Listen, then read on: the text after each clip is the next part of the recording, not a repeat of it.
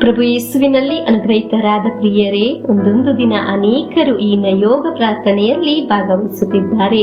ಅನೇಕರು ಅನೇಕ ಆಗ್ರಹಗಳಿಂದ, ನಿರೀಕ್ಷೆಯಿಂದ ಭಾಗವಹಿಸುವ ಶುಶ್ರೂಷೆಯಾಗಿದೆ. ದೇವರ ವಾಕ್ಯದಿಂದ ನೀವು ಅಭಿಷೇಕಿಸಲ್ಪಡುತ್ತಿದ್ದೀರಾ. ಹಲ್ಲೆಲೂಯಾ. ಸಂತೋಷವಾಗಿರಿ. ನಿಯೋಗ ಪ್ರಾರ್ಥನೆಯ 2ನೆಯ ದಿನವಾಗಿದೆ. ನಿಮ್ಮನ್ನು, ನಿಮ್ಮ ಕುಟುಂಬವನ್ನು ನೆನೆಸಿ ಈ ಶುಶ್ರೂಷೆಯಲ್ಲಿ ಭಾಗವಹಿಸುವ ಎಲ್ಲರಿಗಾಗಿ ಪ್ರಾರ್ಥಿಸುತ್ತೇನೆ. ಇಂದು ನಾವು ಆಲಿಸುವ ವಾಕ್ಯ ನಮಗೆ ಸೌಖ್ಯವನ್ನು ನೀಡಲಿ, ಬಿಡುಗಡೆಯನ್ನು ನೀಡಲಿ. ಆಮೇನ್. ಪ್ರವಾದಿ ಮಲಕಿಯನ ಗ್ರಂಥ 3ನೇ ಅಧ್ಯಾಯ 13ರಿಂದ 17ರವರೆಗೆ ವಾಕ್ಯಗಳು. ಪ್ರಿಯರೇ, ನಿಮ್ಮ ನಿಯೋಗಗಳನ್ನು ಪ್ರವಾದಿ ಮಲಕಿಯನ ಗ್ರಂಥದಲ್ಲಿ ಇಟ್ಟು ಪ್ರಾರ್ಥಿಸಿರಿ. ಪವಿತ್ರ ಗ್ರಂಥವನ್ನು ಕೈಯಲ್ಲಿ ಹಿಡಿದು ಈ ಶುಶ್ರೂಷೆಯಲ್ಲಿ ಪಾಲ್ಗೊಳ್ಳುವುದು ಅನುಗ್ರಹವಾಗಿದೆ. ವಾಕ್ಯವನ್ನು ಆಲಿಸೋಣ. ನೀವು ನನಗೆ ಕಠಿಣವಾದ ಮಾತುಗಳನ್ನಾಡಿದ್ದೀರಿ ಎನ್ನುತ್ತಾರೆ ಸರ್ವೇಶ್ವರ. ನೀವು ನಿನಗೆ ವಿರೋಧವಾಗಿ ನಾವು ಮಾತನಾಡಿದ್ದೇನು ಎಂದು ಕೇಳುತ್ತೀರೋ? ದೇವರಿಗೆ ಸೇವೆ ಮಾಡುವುದು ವ್ಯರ್ಥ.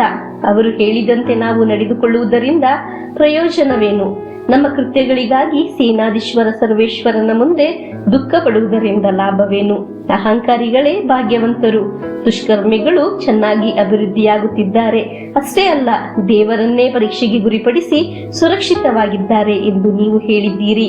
ಇಂಥ ಮಾತುಗಳನ್ನು ಕೇಳಿ ಸರ್ವೇಶ್ವರನಲ್ಲಿ ಭಯಭಕ್ತಿಯುಳ್ಳವರು ತಮ್ಮ ತಮ್ಮಲ್ಲೇ ಮಾತನಾಡಿಕೊಂಡರು. ಸರ್ವೇಶ್ವರ ಅವರಿಗೆ ಕಿವಿಗೊಟ್ಟು ಆಲಿಸಿದರು. ಭಯಭಕ್ತಿಯಿಂದ ತಮ್ಮ ನಾಮಸ್ಮರಣೆ ಮಾಡುವವರ ಹೆಸರುಗಳನ್ನು ತಮ್ಮ ಮುಂದಿದ್ದ ದಾಖಲೆ ಪುಸ್ತಕದಲ್ಲಿ ಬರೆಸಿದರು. ಸೇನಾಧೀಶ್ವರ ಸರ್ವೇಶ್ವರ ಇಂತೆನ್ನುತ್ತಾರೆ, ಇವರು ನನ್ನ ಜನರು. ನಾನು ಕಾರ್ಯತತ್ಪರಾಗುವ ದಿನದಂದು ಅವರು ನನಗೆ ಸ್ವಕೀಯ ಜನರಾಗಿರುವರು. ತಂದೆಯೊಬ್ಬನು ತನಗೆ ಸೇವೆ ಮಾಡುವ ಮಗನನ್ನು ಕಾಪಾಡುವಂತೆ ನಾನು ಅವರನ್ನು ಕಾಪಾಡುವೆನು. ಪ್ರಿಯರೇ, ದೇವರ ವಾಕ್ಯ ಆಲಿಸುವುದು, ಪ್ರಾರ್ಥಿಸುವುದು ವ್ಯರ್ಥವಾಗಿದೆ ಹಿಂದೆ ಅನೇಕರು ಹೇಳಿದ್ದಾರೆ. ಇಂದು ಸಮೇತ ಹಾಗೆ ಯೋಚಿಸುವವರು ಇದ್ದಾರೆ. ಅಹಂಕಾರಿಗಳು, ದುಷ್ಕರ್ಮಿಗಳು, ಪ್ರಾರ್ಥಿಸದವರು ರಕ್ಷಣೆ ಹೊಂದುತ್ತಿದ್ದಾರೆ ಎಂದು ಅನೇಕರು ಯೋಚಿಸುತ್ತಾರೆ. ಆದರೆ ದೇವರ ವಾಕ್ಯ ಆಲಿಸುವವನ ಕುರಿತು, ಪ್ರಾರ್ಥಿಸುವವನ ಕುರಿತು ದೇವರು ಹೇಳುವುದಾಗಿದೆ. ನಾವು ಇಂದು ಆಲಿಸಿದ ವಾಕ್ಯ. ನಿಯೋಗ ಪ್ರಾರ್ಥನೆಯಲ್ಲಿ ಭಾಗವಹಿಸುವ ಪ್ರಿಯರೇ, ನಿಮ್ಮನ್ನು ದೇವರು ಬಿಟ್ಟುಕೊಡುವುದಿಲ್ಲ. ಆಮೇನ್. ಯಾವ ಕಾರ್ಯದಲ್ಲಿ ಆಗಿದೆ ನೀವು ಸಂಕಟ ಪಡುವುದು, ಯಾವ ನಿಯೋಗವಾಗಿದೆ ನೀವು ಬರೆದು ಇಟ್ಟು ಪ್ರಾರ್ಥಿಸುತ್ತಿರುವುದು, ದೇವರು ಅದನ್ನು ನೋಡುತ್ತಿದ್ದಾರೆ. ದೇವರು ಅದನ್ನು ನೆನೆಸುತ್ತಿದ್ದಾರೆ. ಅದಕ್ಕಿಂತ ಹೆಚ್ಚು ಇನ್ನು ಭಾಗ್ಯ ನಮಗೇನು ಬೇಕು? ದೇವರು ಹೇಳುತ್ತಿದ್ದಾರೆ, ದೇವರ ವಾಕ್ಯ ಧ್ಯಾನಿಸುವವರನ್ನು ಅವರ ಕುಟುಂಬ ಸಂಪತ್ತು ನನ್ನದಾಗಿದೆ. ದೇವರು ಅದನ್ನು ಸಂರಕ್ಷಿಸುತ್ತಾರೆ. ದೇವರ ವಾಕ್ಯ ಆಲಿಸುವ ಆತ್ಮೀಯರು, ದೇವರ ಸ್ವಕೀಯ ಜನ, ಈ ಶುಶ್ರೂಷೆಯನ್ನು ದೇವರು ಆಶೀರ್ವದಿಸಿದ್ದಾರೆ. ಇದರಿಂದ ನಿಮಗೆ ಬಿಡುಗಡೆಯನ್ನು ನೀಡುತ್ತಾರೆ, ಹೊಸ ದಾರಿಯನ್ನು ನೀಡುತ್ತಾರೆ, ತಲೆಮಾರನ್ನು ಅನುಗ್ರಹಿಸುತ್ತಾರೆ. Hallelujah, hallelujah.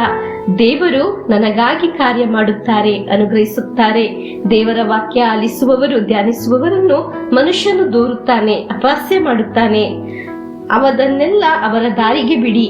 ದೇವರ ವಾಕ್ಯವನ್ನು ಧ್ಯಾನಿಸುವವರನ್ನು, ನಿಯೋಗ ಪ್ರಾರ್ಥನೆಯಲ್ಲಿ ಭಾಗವಹಿಸುವವರನ್ನು ತಂದೆಯು ಮಗನನ್ನು ಅನುಗ್ರಹಿಸುವ ತರ ಅನುಗ್ರಹಿಸುತ್ತಾರೆ. ಹಲ್ಲೆಲೂಯಾ. ಇದು ದೇವರಾಗಿದೆ ನಿಮ್ಮೊಂದಿಗೆ ಮಾತನಾಡುತ್ತಿರುವುದು, ದೇವರ ಶಕ್ತಿಯಾಗಿದೆ ನಿಮ್ಮನ್ನು ಮುಟ್ಟುವುದು. ಪ್ರಿಯರೇ, ಹೀಗೆ ಪ್ರಾರ್ಥಿಸೋಣ. ಪ್ರಭುವೇ, ನಾವು ಇಂದು ಆಲಿಸಿದ್ದ ವಾಕ್ಯ ಪ್ರವಾದಿ ಮಲಕಿಯನ ಗ್ರಂಥ 3ನೇ ಅಧ್ಯಾಯ 13ರಿಂದ ವಾಕ್ಯಗಳಲ್ಲಿ ಆಗಿದೆ. ನಮ್ಮ ನಿಯೋಗವನ್ನು ಹಿಡುವುದು, ನಮ್ಮ ಜೀವನವನ್ನು ಸಮರ್ಪಿಸುವುದು. ಈ ವಾಕ್ಯದಲ್ಲಿ ಹೇಳಿದ ಹಾಗೆ ತಂದೆ ಮಗನನ್ನು ಎನ್ನುವ ರೀತಿ ನನ್ನ ಜೀವನದಲ್ಲಿ, ನಿಯೋಗದಲ್ಲಿ ನಿಮ್ಮ ಅನುಗ್ರಹವನ್ನು ಪ್ರಕಟಿಸಿರಿ. ನಮಗೆ ನಿಯೋಗ ಪ್ರಾರ್ಥನೆ ಹೇಳಿ ಪ್ರಾರ್ಥಿಸುವ ನಜರೇತಿನ ಯೇಸುವೆ, ನಮ್ಮನ್ನು, ನಮ್ಮ ಎಲ್ಲಾ ನಿಯೋಗಗಳನ್ನು ಪವಿತ್ರ ರಕ್ತದಿಂದ ಶುದ್ಧಗೊಳಿಸಿ, ವಾಕ್ಯದಿಂದ ತುಂಬಿಸಿ, ಪವಿತ್ರಾತ್ಮರಿಂದ ನಡೆಸಿರಿ. ನಮಗೆ ಈ ನಿಯೋಗ ಪ್ರಾರ್ಥನೆಯನ್ನು 33 ಬಾರಿ ಹೇಳಿ ಪ್ರಾರ್ಥಿಸುವ.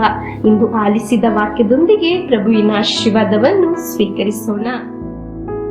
ನಮ್ಮ ಪ್ರಭು ಯೇಸುಕ್ರಿಸ್ತರ ವರಪ್ರಸಾದವು, ದೇವರ ಪ್ರೀತಿಯು, ಪವಿತ್ರಾತ್ಮರ ಅನ್ಯೋನ್ಯತೆಯು ನಮ್ಮೊಡನೆ ಇರಲಿ.